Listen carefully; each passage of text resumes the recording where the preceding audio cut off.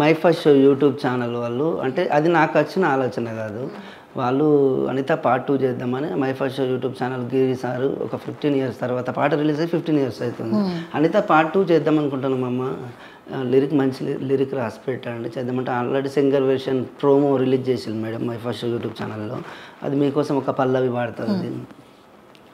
నా ప్రాణమా నిన్ను మరిచిపోనులే, ఊపిరాగిన నీ మీద ప్రేమ చావదే, ఎన్నాళ్ళవుతుందో నిన్ను చూడక నా మనసే, నే చచ్చే వరకైనా నా కోసం నువ్వు వస్తావా, అనిత అనిత అనిత నా అనిత నా ప్రాణమైన అనిత, మరు జన్మే ఒకటుంటే నీకై మళ్ళీ పుడతా, నా ప్రాణమా నిన్ను మరిచిపోనులే, ఊపిరాగిన నీ మీద ప్రేమ చావదే.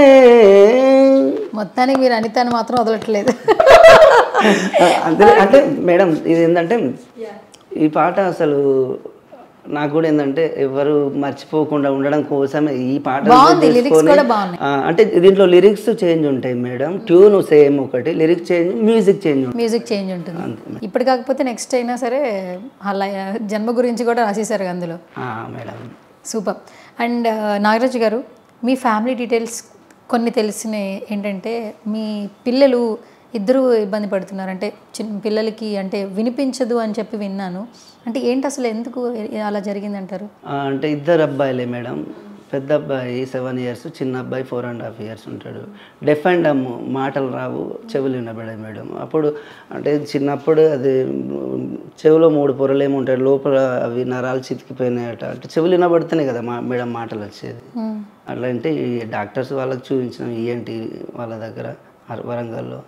అంటే వస్తే ఏమో అని దేవుడి మీద నమ్మకం అంతే. అంటే చాలా అదొక విషయం నా జీవితంలో ఏంటంటే, నేను సింగర్ని కదా, నా కొడుకులకే మాటలు వస్తలేవని, అది ఎప్పటికీ నాకు అదొక బాధ మేడం. పెద్ద అబ్బాయికి 7 ఇయర్స్, చిన్న అబ్బాయి అయితే ఇప్పుడు ఈ పెద్ద అబ్బాయి తోటి చిన్న అబ్బాయి ఉంటాడు కదా, మా పెద్ద అబ్బాయి సైకిల్ చేసే వరకు చిన్న అబ్బాయి సైకిల్ చేసాడు, అట్లా అలవాటు అయింది.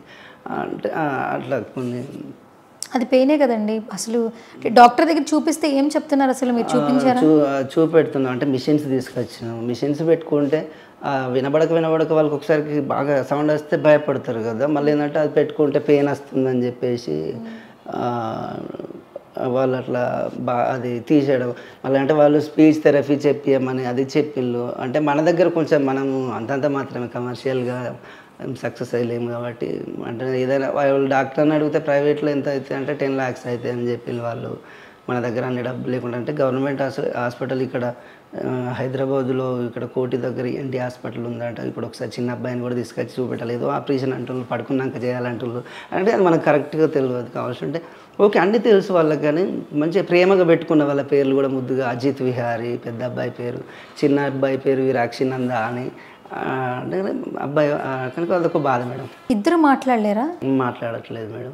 అంటే అమ్మ అమ్మ అంటారు, పప్ప అంటారు. మనం ఎంత గట్టిగా పిలిచిన వాళ్ళకి ఎంత గట్టిగా పిలిస్తే వినబడుతుంది. ఎప్పటికీ ఒకరు ఉండాలి. ఇప్పుడు చిన్న వాళ్ళు కొంచెం పెద్ద అయ్యే వరకు కొంచెం కష్టం. అంటే వాళ్ళకుండే స్కూల్స్ వాళ్ళకు ఉంటాయి అని, అంటే వాళ్ళకుండే ఆపర్చునిటీస్ వాళ్ళకు ఉంటాయి కదా అన్నట్టుగా అంతే, ఆ ధైర్యంతో ఉన్నాం మేడం. ఇప్పుడు వాళ్ళ స్కూల్కి కూడా అంటే పెద్ద అబ్బాయిని పంపిస్తున్నాం మేడం. అంటే డెఫ్ అండ్ డమ్ స్కూల్కి కాకుండా ప్రైవేట్ స్కూల్కే పంపిస్తున్నాం. అంటే ఇంకా మాటలు వస్తాయని ఒక ఆశతోటి, వాళ్ళు మాట్లాడుతుంటే మనోడు మాట్లాడతాడు కదా అని అలాంటి స్కూల్కే పంపిస్తున్నాం. సో అయితే మీ ప్రొఫెషన్లో మీరు అంటే ఇన్ని రోజులు నేను చెప్తున్నా కదా మేడం, కొంచెం ఈ ఇండస్ట్రీకి దూరం ఉండడం, ఇటు బయట ఉండడం కూడా అదొక ప్రాబ్లం.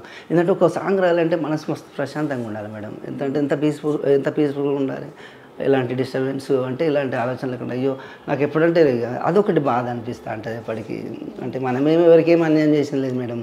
ఎందుకంటే మనకు అలాంటి అసలు అంటే ఫస్ట్ నుంచి ఏదో మనకు ఎప్పటికైనా ఏదో మన చేదాకా వస్తుంది, అసలు మళ్ళీ అటే వెళ్ళిపోతుంది ఫస్ట్ నుంచి. అంతే మనకు అట్లా రాసి పెట్టున్నట్టుంది.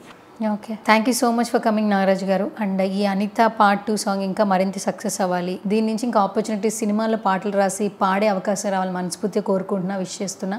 అండ్ ఇంటర్వ్యూ చూసిన తర్వాత మీ పిల్లలకి సంబంధించి ఏదైనా హెల్ప్ ఉన్నా కూడా మా ఛానల్ నుంచి మేము హెల్ప్ చేస్తాము. హాస్పిటల్స్ అంటే మీరు మళ్ళీ ఇటు వస్తే మళ్ళీ ఒకసారి చెక్ చేయించండి, చూపించండి. కొంచెం వాళ్ళు పెద్ద అయిన తర్వాత ఇప్పుడు మాట్లాడకుండా వినకుండా అంటే చాలా కష్టం. మళ్ళీ వాళ్ళు పెరిగే వరకు కూడా మీరే వాళ్ళ మీద వాళ్ళు ఎక్కువగా చూస్తూ ఉండాలి. మీ లైఫ్ చూసుకోవాలి, మళ్ళీ పిల్లల లైఫ్ కూడా మీరే చూస్తూ ఉండాలి.